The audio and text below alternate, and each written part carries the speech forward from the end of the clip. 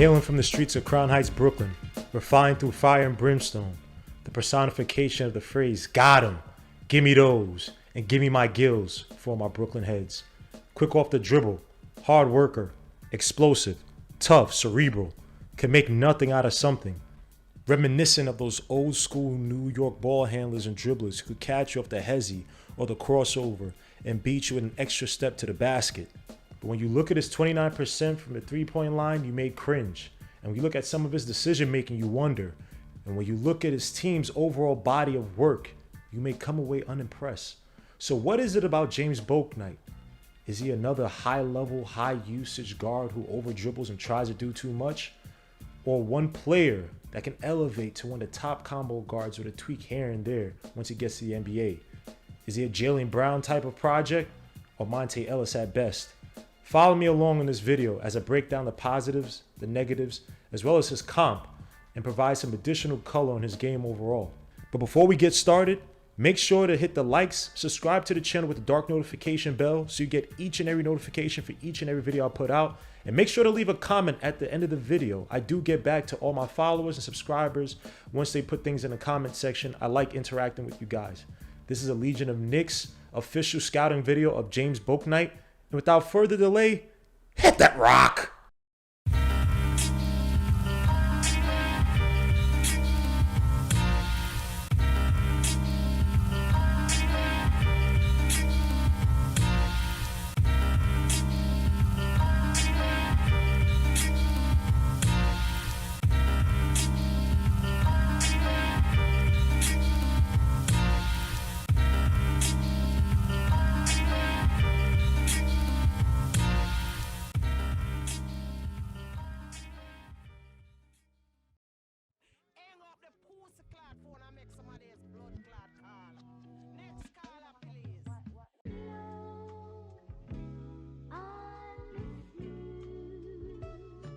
The first thing that pops out at you when you see Bouknight's game is ability to attack the rim in a myriad of ways.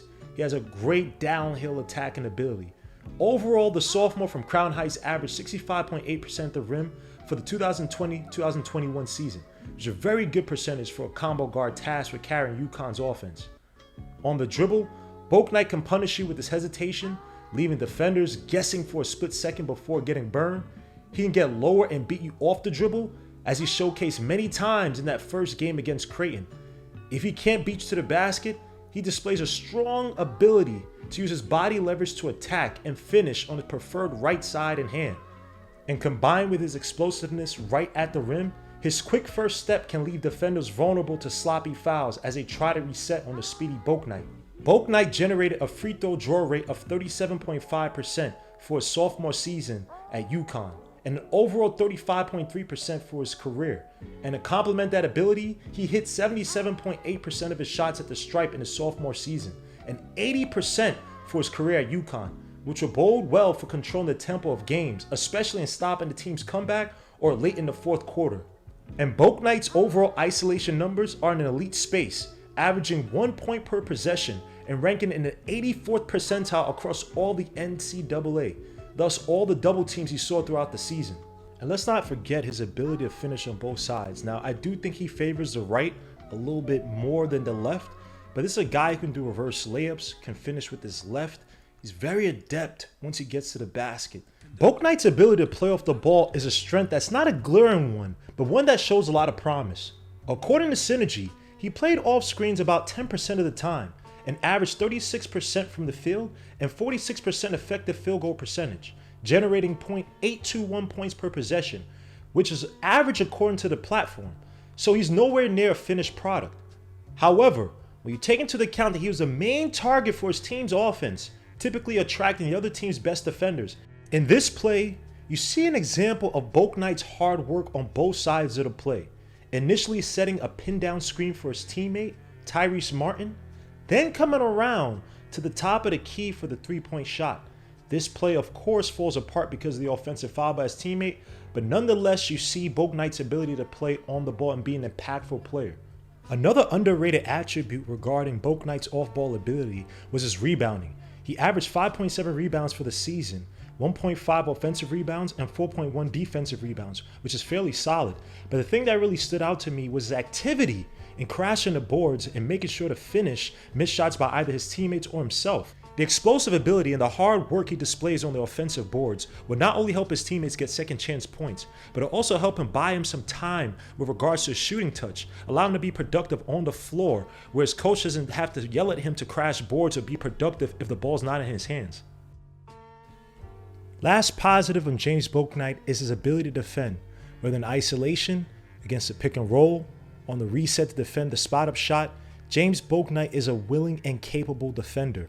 In isolation, he was solid, giving up only 0.688 points per possession and 38.5% from the floor, and ranked in the 56th percentile. In the pick and roll, he was very good, giving up only 0.623 points per possession and 36.4% from the floor, ranking in the 73rd percentile. But the defensive attributes that truly stuck out to me were his hands-on defense and his help defense.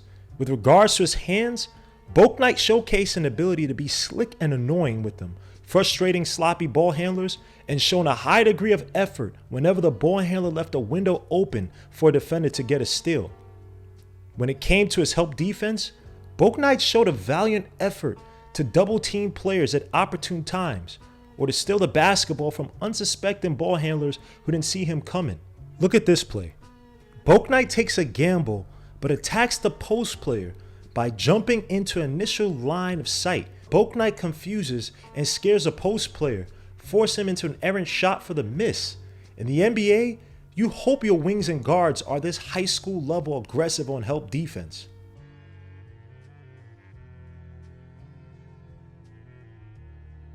One of James Bouknight's most glaring weaknesses does stem from some of his decision making.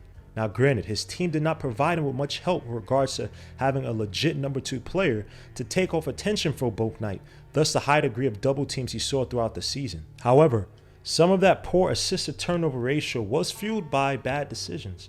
Many times Bouknight would be caught trying to do too much, such as fit aggressive passes through tight spots against a defense, or over a double team, or caught leaving his feet to make a pass to a covered teammate, leading to an errant pass and a score on the other end. Other decision-making errors will come from his slashing, where sometimes he'd be too fishy to draw fouls. Yes, he sported a solid free throw draw rate of 37.5%, but sometimes you saw him forcing slashes to the basket because a shot wasn't falling, leading to attempts at the cup that were errant and didn't go in, and a play for the other team. On the other end, some of Bouknight's defensive aggressiveness also worked against him, especially when it came to gambling on passes to his opponent. You saw Bouknight get beat on some backdoor cuts and passes because he tried to go for the wild play in the steal instead of the steady play in a bad shot or pass out by his opponent by good defense from Bouknight. And with regards to his hips, on all the aggressiveness we saw on defense by James Bouknight, many times he played way too high on his hips or hopped to recover and reset an assignment. This allowed the ball handler to get leverage if driving baseline or to draw a foul once James Bouknight became too aggressive in trying to recover, especially when James Bouknight fell for fakes off the drive. To keep it on the defense, the same aggressive nature that left James Bouknight exposed against backdoor cuts and fakes is the same aggressiveness that left him exposed when helping out on drives to the paint. In researching Dan Hurley's defense, he stated that he's neither pack line nor denial on passes, but he's more focused on scraping the pass, stating that UConn's defense is more one pass away defense, aka the infamous help the helper defense we're seeing implemented steadily throughout the NBA and has been utilized throughout various college programs.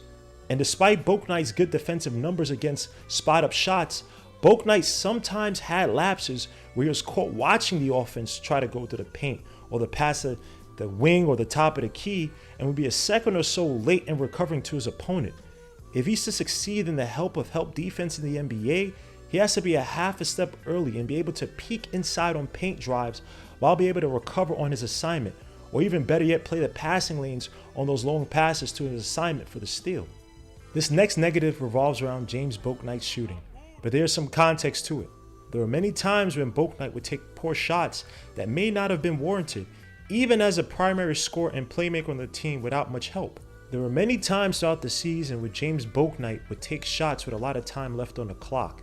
seemed to lack rhyme or reason or even rhythm as to why he was taking some of these shots so early in the shot clock. There were also some times when James Bouknight would take some ill-advised shots against double teams, where he would drive baseline or into certain traps or spots where the defense met him, and he'd try to make the heroic jump through the double team or jump above the double team. Again, poor decision making on some of the shooting we saw from James Bouknight this season. Until he gets a shooting touch, he can't really warrant or justify taking some of these ill-advised shots. One egregious play was on this 3-2 fast break, where instead of continuing to drive and have a nice triangulation of options where he had RJ Cole on the outside, he took an ill-advised three-point shot, which if he's a strong perimeter shooter, you live with it.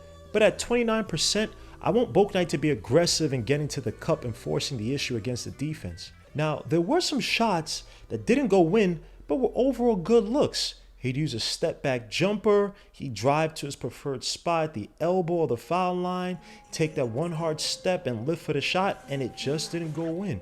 So when people characterize James Bouknight as just a bad shooter, there is a lot of context that goes into it. Again, if he gets that shooting touch, a lot of these so-called not so great shots or shots that just missed will go in and look good. And even some of these tougher early in a shot clock against the double team, driving into traps, some of those shots are going to start to go in if he gets that touch. Now, another point in regards to his shooting. When you see James Bouknight shoot, his shot is not necessarily broken. And that's one of the reasons why I'm optimistic that if he refines it, he become an above average shooter in the league. Yes, his three-point percentage for the season was poor at 29.3%, and his catch and shoot numbers were poor at 21.6% from the field, 31.1% effective field goal shooting. But 75% of those catch and shoots were guarded, and it's understandable given that he was UConn's only real offensive threat to create his own shot. Also, Bouknight actually generated a decent percentage from the field on all shots off the dribble, averaging .825 points per possession and ranking in the 59th percentile. In regards to shots within 17 feet from the basket, he generated .783 points per possession and ranked in the 52nd percentile. So something is there. Now, in regards to the shooting form itself, he gets good release off the jump. It's very compact in regards to his shooting form. He releases a little bit close to the face. So it's nothing truly too glaring, but again, he's seeing double teams constantly. He's the team's only true shot creator. For UConn, he's seeing teams' best defenses night in, night out. So that might be the issue. Sometimes he may rush shots here and there. He loves a little step back, and he may have to get a little bit more stronger, a little bit more refined in his form to hit those on consistent basis when he's guarded. But overall, the shot form itself is there. Another note is the injury history. Bouknight missed 8 games after sustaining an elbow injury against Marquette and had to get surgery to repair it in January 2021. Against Providence, Bouknight sustained a leg injury and didn't come back, partially because UConn was up big already in that game. But this goes into Bouknight's downhill ability and tendencies and how vulnerable he'll be in the NBA to possible bang-bang injuries. This is what makes his shooting development so important. He'll get strong in the NBA through training regimens that he and his coaches and his personal trainers put him through, but it's definitely worth something to pay attention to, as although I don't think he's particularly brittle, his wiry frame can cause concern for future injuries, given how aggressive he is getting to the basket. One last note, and that's with regards to his playmaking. Of course, when you look at Bouknight's assists per game at 1.8 and his overall assist to turnover ratio at 0.64, you might see a player who simply only knows how to attack and can't adequately facilitate as a 2 guard who has the ball in his hands a lot. But again, as the most talented player on this team, who is tasked with both scoring and playmaking, Bouknight had a heavy burden to carry for UConn. Just to give some context, Dan Hurley's offense calls for a lot of spacing on the outside. Not necessarily to shoot the ball from outside, but to allow for ball penetration and inside passing. Thus why he had a high turnover percentage at 25.7 off the pick and roll. However, when you see the passes completed to his teammates, you see the sharpness and court vision, being able to exploit sleeping defenses at the top of the key, off the dribble, or on a fast break. Look at this play, where he's able to recognize his zone, break it by flashing at the middle, quickly take another dribble, and then get the pass to his teammate Josh Carlton for the finish. There are guys in the NBA right now who can't play the soft spots in zone or recognize them or pick them up to create those passing options. So the intellect is there. Bouknight's ability to make the pass while still in attack mode should not be marginalized despite what the numbers say, as he should flourish on an NBA team with more talent and less double teams sent his way. So a Bouknight is not necessarily the numbers, it's about the ability. And no offense to the roster that Darren Hurley constructed, but they didn't really have much talent with which Bouknight could play off of and facilitate to at a high level. And again, he's not a point guard, he's a two guard tasked with playmaking and scoring as well. Look at a guy like Jaylen Brown. At Cal, he had a poor assist to turnover ratio, but once he came to the NBA with a little bit more spacing and coaching in Brad Stevens, he was able to become one of the better playmaking two guards or wings in the league. So again, with Bouknight, it's all about the ability, and he has the court awareness, he has the facilitation, the passing, he has the quickness, he has everything, all the tools to make him a solid playmaking two guard in the league. When I look at a comp for James Bouknight, it was a little tough. I saw comps to Derek Anderson, high flyer from Kentucky, but I feel like James Bouknight is a better dribbler and a better playmaker overall than Derek Anderson. Then I saw Monte Ellis, but Monte Ellis sold out on getting to the rim given his lack of shooting touch. And don't get me wrong, Ellis was an absolute beast, as he had years where he put up 20 to even 25 points a game, and years where he was averaging 43 to 45% from the floor. But the shooting upside of Bouknight is what separates them. But there were two guys I had to analyze when looking at Bouknight, and that was CJ McCollum and Jordan Clarkson. Bouknight's floor reminds me of a Jordan Clarkson type, where he used various moves to create space for a shot, where he could catch you off the dribble while attacking to the cup, be able to finish in a myriad of ways, or use it to step back and shoot the jump shot against his defender. But Clarkson, because of his lack of playmaking ability and natural attacking nature, seems to be suited for the six-man role, where you saw him win the 2020-2021 Six-Man of the Year. Then I look at CJ McCollum, where I see McCollum being able to use his dribble to get to his preferred spots on the floor, whether create the step back jumper or catch the defender, all for a cleaner opportunity to the basket. I think CJ is a little bit more clean in his decision making than Bouknight, but mind you, McCollum, albeit better than Bouknight, didn't have a strong assist to turnover ratio at Lehigh either, as he was the team's primary scorer and playmaker. But you saw the ability and skill, and once he got to the NBA, McCollum developed into one of the better playmaking combo guards in the game.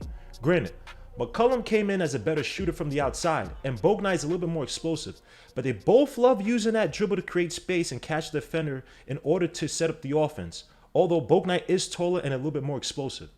If I'm the New York Knicks, I'm trained up to get James Bouknight. He's explosive, he's crafty, he can work alongside RJ Barrett and Julius Randle. Tom Thibodeau loves guards who can play both at the 1 and the 2. And yes, James Bouknight is not a pure 1, but he's a combo guard, which Tom Thibodeau loves working with. Look what he did with guys like Jimmy Butler in the past. And there'll be plenty of ways that Tom Thibodeau will refine and improve James Bouknight as a playmaker. Use him in the pick and roll. We could pass to the roll man, attack the basket, kick it out to the guy in the corner, or if he's flashing to the wing. Utilize him in the horn sets. We could drive off of either post, kick it back out to the guy on the outside for the shot, which might be Obi Toppin or Julius Randle. Kick it out to the guy who's rolling, or kick it out to one of the guys who are in the corner flashing in the wing if the defense commits on James Bouknight. There's so many ways that Tom Thibodeau can help to enhance James Bouknight as a playmaker. He has the raw natural abilities. And let's not forget about his shooting. Again, if he finds that shooting touch, he can become one of the best scorers in the league. Some people call him the pure scorer in the draft. I wouldn't go that far, but James Bouknight has all the prerequisite skills to become one of the best scorers in the league. Put him in a corner for those easier three-point shots like he did with RJ Barrett. Yes, RJ Barrett did work with Drew Hanlon, but having RJ Barrett and guys like Julius Randle around would definitely force an environment with James Bouknight, who's already a hard worker, will find ways to improve his game off the court. So yes, I am moving up to draft James Bouknight. He's excellent as a two guard or even a so-called combo guard in Tom Thibodeau's system. But let me know what you guys think. Leave your comments below. Make sure to hit the likes and subscribe to the channel to follow along to get more content. Let me know what you guys think about James Bouknight. Should we move up to get him? Is he not worth it? Should we move up to get somebody else? Do you want to stay at 19 and 21 and draft guys like Trey Mann or Josh Christopher, another favorite of mine? Let me know what you guys think in the comments. But until next time, peace, salute, God bless. We out.